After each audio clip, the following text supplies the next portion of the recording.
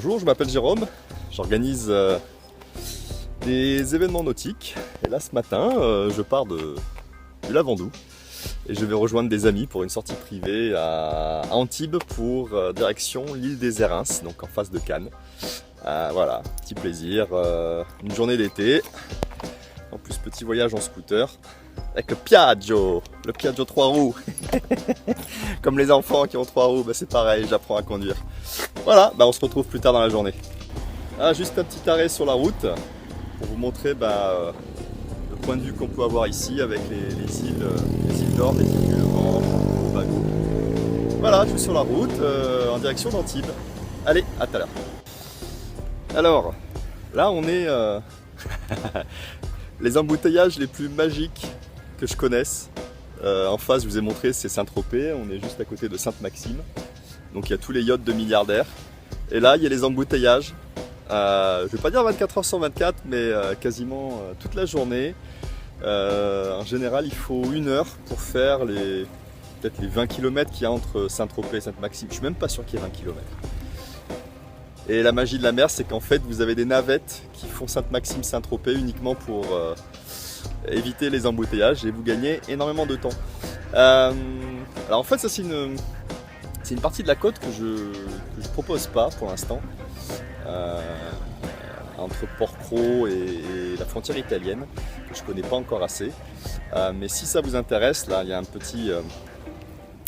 petit bouton là, ou dans un lien qui va juste au-dessus sur Facebook ou juste en dessous sur YouTube pour regarder la prochaine belle navigation que je vous propose, la belle croisière d'une semaine entre Marseille et Porquerolles.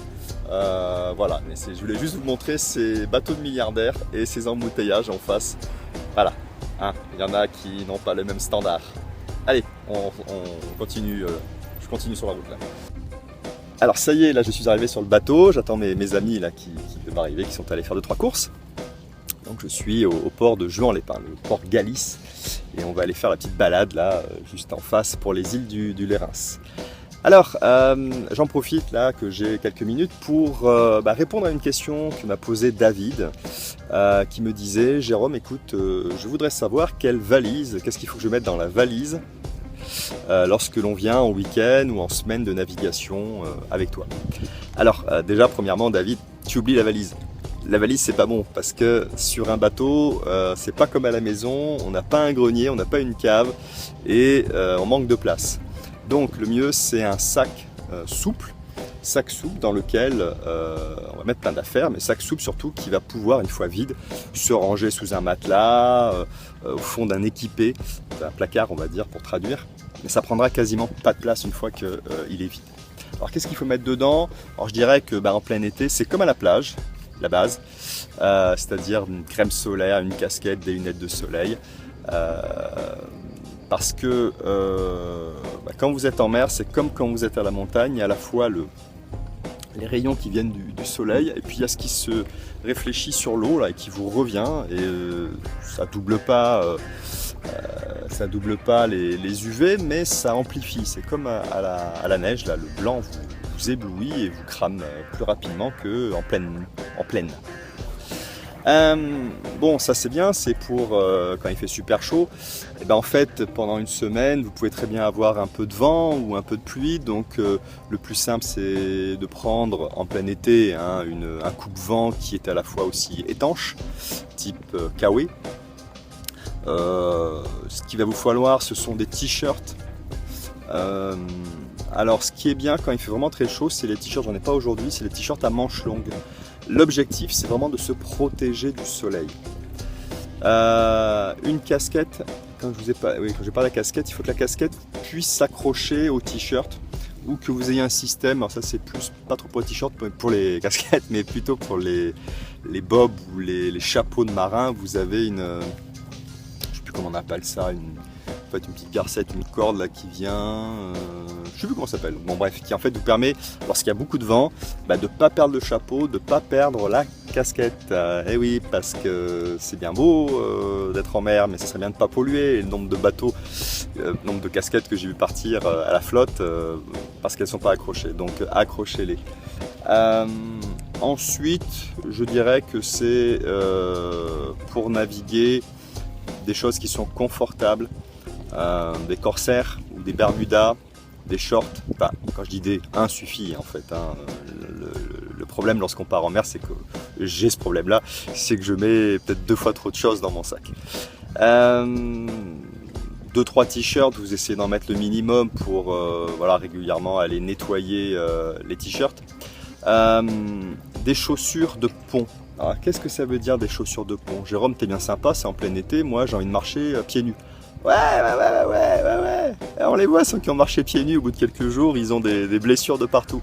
Non, le pont d'un bateau à voile, il y a plein de poulies qui traînent, il y a des équipements sur le pont pour gérer les voiles et c'est très dangereux, voire même coupant où on peut se casser un orteil. Donc des chaussures de pont, et une chaussure de pont, ça a la particularité d'avoir une semelle claire ou blanche pour ne pas marquer en fait sur le pont du bateau, hein, parce que si vous avez une chaussure avec des semelles noires, en fait ça laisse des traces et il faut le nettoyer, voire même des fois ça ne part pas. Et puis c'est l'avantage des chaussures de pont d'avoir des semelles antidérapantes. Donc lorsqu'il y a éventuellement des paquets d'eau qui viennent sur le pont, ce qui peut arriver en naviguant, hein, s'il y a un peu de vague, un peu de vent, en fait vous risquez de glisser si vous n'avez pas des semelles antidérapantes. Après, je dirais que le reste, les gants de manœuvre, ce qu'on préconise dans les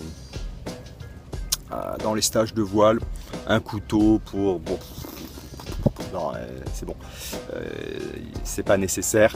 Si vous en avez un, prenez-le, voilà. J'aime bien avoir sur moi un couteau, je me dis en cas de problème, voilà, si j'ai besoin de couper rapidement en urgence un bout. Mais bon, quand on fait une croisière, c'est pas dans l'ambiance sport, c'est dans l'ambiance croisière justement, donc on prend pas vraiment, enfin on pousse pas le bateau, on n'est pas en risque. Quoi rajouter sur dans le sac? Prenez 1 ou 2 livres. La mer, quand vous êtes en mer, ça fait du bien un moment de se poser, c'est quand même parfois fatigant, le bateau qui bouge, et on aime bien être calé dans sa cabine et puis de se reposer en lisant un bouquin. Je dirais même qu'en plus d'être sur l'eau, ça inspire, ça ouvre l'esprit. Voilà, il y a l'horizon illimité, vous avez une ligne droite devant vous et d'un coup le cerveau part. Donc prenez des livres à la rigueur inspirants et vous allez vraiment partir. Ça va être très, très utile, ça va nourrir votre imagination et c'est le bon moment, le bon endroit. Voilà pour ce que je peux préconiser. On se retrouve plus tard, là j'attends mes amis, on va aller faire une petite balade, un petit pique-nique et puis ça va être encore du bonheur. Allez, à tout de suite.